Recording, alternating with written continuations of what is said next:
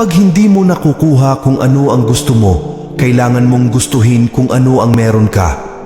Ang masigla at matagumpay na tao ay ang taong nagtatagumpay na baguhin ang mga pantasya ng pagnanais patungo sa realidad.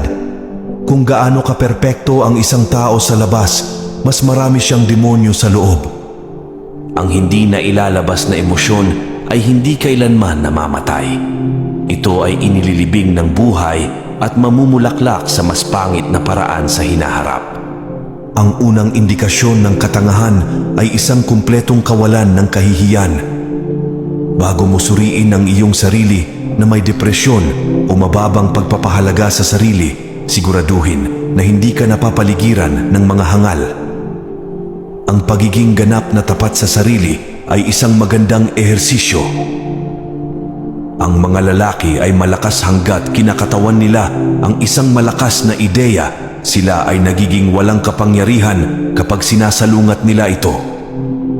Ang kalungkutan at kadiliman lamang ang nagtatangkang nakawin ang mga bagay na mahalaga sa akin.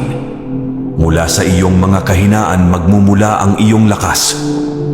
Ang kalungkutan ang presyo na kailangan nating bayaran para sa kakayahang magmahal.